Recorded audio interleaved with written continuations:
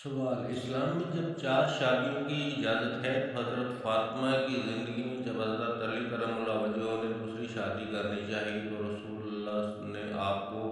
کیوں روک دیا؟ ابو جہل کی بیٹی کے خانوادہ اہل بیت میں آ جانے سے اگر کوئی خطرہ تھا تو حضرت حبیبہ بنت ابی سفیان کے حرم رسالت میں داخل ہونے سے وہی خطرہ نہ تھا؟ السلام علیکم ورحمۃ اللہ وبرکاتہ۔ میں ہوں رئیس منصور اور آپ میرا یوٹیوب چینل دیکھ رہے ہیں مدنی وظیفہ مرکز۔ السلام علیکم ورحمۃ اللہ وبرکاتہ۔ اس سوال کا جواب جاننے سے پہلے آپ سے گزارش ہے کہ میرے چینل کو سبسکرائب کر لیں۔ شکریہ۔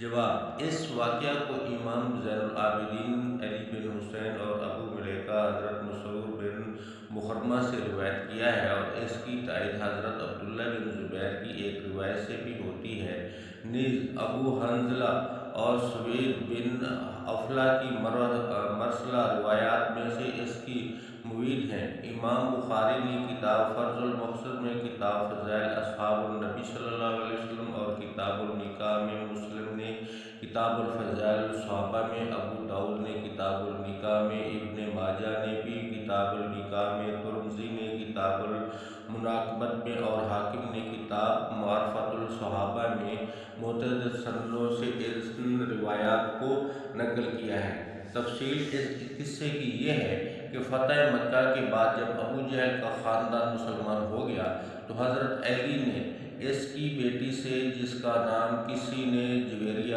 کسی نے غورہ اور کسی نے جمیلہ بیان کیا ہے، نکاح کرنا چاہا۔ لڑکی کے خاندان والوں نے کہا کہ ہم رسول اللہ صلی اللہ علیہ وسلم کی بیٹی پر بیٹی نہیں دیں گے جب تک آپ صلی اللہ علیہ وسلم پر پوچھ نہ لیں۔ چنانچہ انہوں نے اس کا ذکر حضور صلی اللہ علیہ وسلم سے کیا۔ ایک روایت کی روح سے خود حضرت علی نے بھی اشارتاً حضور صلی اللہ علیہ وسلم سے اجازت طلب کی، اور بعض روایت سے معلوم ہوتا ہے کہ حضرت فاطمہ نے بھی ان باتوں کا چرچا سن لیا اور جا کر اپنے والد ماجد کی خدمت میں عرض کیا کہ آپ صلی اللہ علیہ وسلم کی قوم کے لوگ سمجھتے ہیں کہ آپ صلی اللہ علیہ وسلم کو اپنی بیٹیوں کی پرواہ نہیں ہے۔ دیکھیے، یہ علی اب ابو جہل کی بیٹی سے شادی کرنے والے ہیں۔ اس پر حضور صلی اللہ علیہ وسلم نے ایک خطبہ میں فرمایا: بنی ہشام بن مغیرہ نے مجھ سے اس بات کی اجازت مانگی ہے کہ میں اپنی بیٹی علی ابن ابو طالب کے نکاح میں دیں۔ میں اس بات کی اجازت نہیں دیتا علاوہ یہ کہ ابو طالب کا بیٹا میری بیٹی کو طلاق دے کر اپنی بیٹی سے نکاح کر لے۔ میری بیٹی میرا ٹکڑا ہے، جو کچھ اسے ناگوار ہوگا وہ مجھے ناگوار ہوگا، اور جو چیز اسے تکلیف دے گی وہ مجھے تکلیف دے گی۔ میں حلال کو حرام اور حرام کو حلال نہیں کرتا، مگر خدا کی قسم، اللہ کے رسول کی بیٹی اور اللہ کے رسول کی دشمن کی بیٹی ایک جگہ جمع نہیں ہو سکتی۔ ایک روایت میں ہے کہ آپ صلی اللہ علیہ وسلم نے فرمایا: فاطمہ مجھ سے ہے، اور میں ڈرتا ہوں کہ وہ کہیں اپنے دین کے معاملہ میں فتنہ میں نہ پڑ جائے۔ اس واقعہ پر آدمی کو ایک شبہ لاحق ہوتا ہے کہ رسول صلی اللہ علیہ وسلم نے خود بھی بہت سی شادیاں کی اور عام لوگوں کو بھی 4 بیویاں بیک وقت رکھنے کی اجازت دی، مگر خود اپنی بیٹی پر ایک سوگن کا آنا بھی آپ نے گوارا نہ کیا۔ سوگن کے آنے سے جو اذیت آپ صلی اللہ علیہ وسلم کی بیٹی کو اور اپنی بیٹی کی خاطر خود کو ہو سکتی تھی، وہی اذیت دوسری عورتوں اور ان کے ماں باپ کو بھی لاحق ہوتی ہے۔ پھر کیا وجہ ہے کہ آپ صلی اللہ علیہ وسلم اپنے حق میں تو اسے برداشت نہ کیا اور دوسروں کے حق میں اسے جائز رکھا؟ بظاہر یہ ایک سخت اعتراض ہے اور معاملہ کی سادہ صورتحال دیکھ کر بڑی الجھن میں پڑ جاتا ہے، لیکن تھوڑا سا غور کیا جائے تو اس کی حقیقت سمجھ میں آ جاتی ہے۔ یہ بات ناقابل انکار ہے کہ ایک عورت کا شوہر اگر دوسری بیوی لے کر آئے تو اس عورت کو فطرتاً یہ ناگوار ہوتا ہے، اور اس کے ماں باپ اور بھائی بہن دوسرے رشتہ داروں کو بھی اس سے اذیت ہوتی ہے۔ شریعت نے ایک سے زیادہ نکاحوں کی اجازت اس مفروضے پر نہیں دی کہ یہ چیز اس عورت کو اور اس کے رشتہ داروں کو ناگوار نہیں ہوتی جس پر سوگن آئے، بلکہ اس امر واقعہ کو جانتے ہوئے شریعت نے اسے اس لیے حلال کیا ہے کہ دوسری اہم ترین اور معاشرتی مسلطیں اس کو جائز کرنے کی متقاضی ہیں۔ اب دیکھیے رسول صلی اللہ علیہ وسلم کے معاملے میں کیا پیچیدگی واقع ہوتی ہے۔ شرعاً آپ کی بیٹی پر بھی شوقاً لانا آپ کے داماد کے لیے حلال تھا، اس لیے حضرت علی نے ایسا کرنے کا ارادہ کیا، اور اسی وجہ سے حضور صلی اللہ علیہ وسلم نے بھی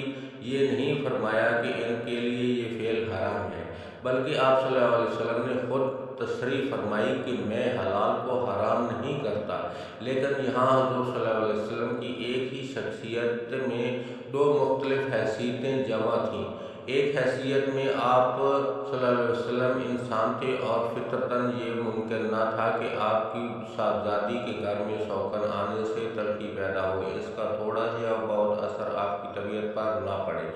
دوسری حیثیت میں آپ اللہ کے رسول تھے، اور رسول کی حیثیت سے آپ کا مقام یہ تھا کہ آپ کے ساتھ اگر کسی کے تعلقات خراب ہو جائیں اور کوئی شخص آپ کے معجب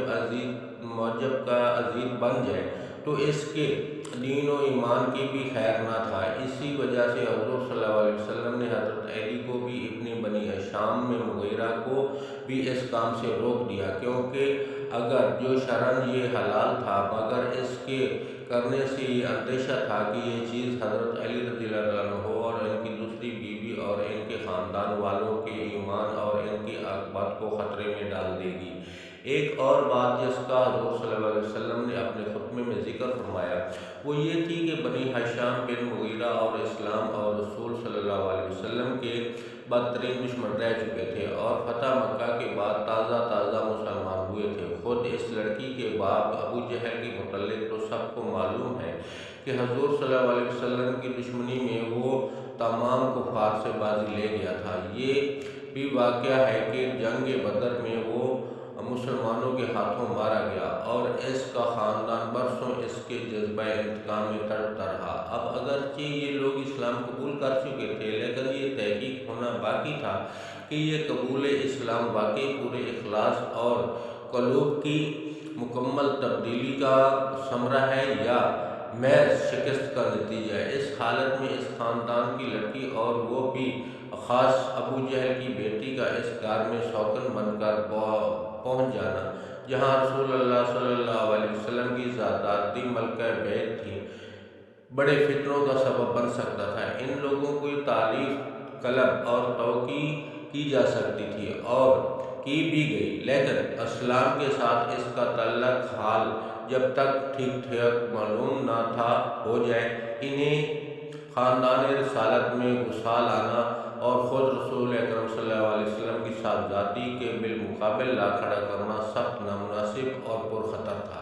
اس وجہ سے بھی حضور صلی اللہ علیہ وسلم نے اس رشتے کو ناپسند کیا اور علی الاعلان کہا کہ خدا کے رسول کی بیٹی اور خدا کے دشمن کی بیٹی ایک گھر میں جمع نہیں ہو سکتی۔ نیز اس بات کی طرف بھی آپ صلی اللہ علیہ وسلم نے اشارہ فرما دیا کہ اس سے فاطمہ کے فتنے میں پڑنے کا اندیشہ ہے۔ ظاہر ہے کہ ایک شخص کو اپنے بیاہ شادی کے معاملے میں اگرچہ وہ بجائے خود ہی حلال ہی صحیح ایسی آزادی نہیں دی جا سکتی جس سے ایک پوری ملت کے لیے فتنہ و شر کا خطرہ پیدا ہو جائے۔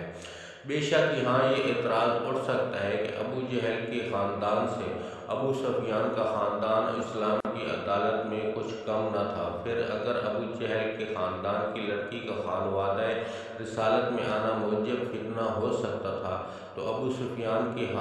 صاحبزادی حضرت ام حبیبہ کا خود نبی کریم صلی اللہ علیہ وسلم کا ازواج مطہرات میں شامل ہو جانا کیوں خطرے سے خالی تھا؟ لیکن دونوں کے حالات کا فرق نگاہ میں ہو تو اعتراض آپ سے ختم ہو جاتا ہے۔ حیثیت یہ ہے کہ ابو جہل کی لڑکی اور ام المومنین حضرت ام حبیبہ کا سرے سے کوئی مقابلہ ہی نہیں ہے۔ ابو جہل کی لڑکی اور اس کے چچا اور بھائی سب کے سب فتح مکہ کے بعد ایمان لائے تھے، اور ان کے بارے میں یہ امتحان ہونا بھی ابھی باقی تھا کہ ان کے ایمان کی حد کس تک ہے، اخلاص پر مبنی ہے، اور کہاں تک اس میں شکست خوردگی کا اثر ہے۔ بخلاف اس کے حضرت ام حبیبہ اس بڑے سے بڑے امتحان سے گزر کر جو اکابر صحابہ میں سے بھی کم ہی کسی کو پیش آیا تھا، اپنے کمال اخلاص اور اپنی صداقت ایمانی کا پورا ثبوت دے چکی تھیں۔ انہوں نے دین کی خاطر وہ قربانیاں بھی دی تھیں جن کی نظیر مشکل سے ہی ملتی ہے اور نظر آ سکتی ہے۔ ذرا غور کیجیے، ابو سفیان کی بیٹی ہند بنت عتبہ، مشہور ہند جگر خوار کی لخت جگر، جب اس کی پھوپھی وہ عورت تھی جو قرآن مجید میں حمالۃ الحطب کا خطاب دیا گیا ہے، جس کا نانا عتبہ بن ربیعہ نبی صلی اللہ علیہ وسلم کا بدترین دشمن تھا۔ اس خاندان سے اور اس ماحول سے نکل کر حضرت عمر رضی اللہ تعالیٰ عنہ، حضرت حمزہ رضی اللہ تعالیٰ عنہ بھی پہلے ایمان لاتی ہیں، اس سے شوہر کو مسلمان کرتی ہیں۔ خاندان والوں کو ظلم و ستم سے تنگ آ کر مہاجرین حبشہ کے ساتھ ہجرت کر جاتی ہیں۔ حبش جا کر شوہر عیسائی ہو جاتا ہے اور دین کی خاطر اس کو بھی چھوڑ دیتی ہیں۔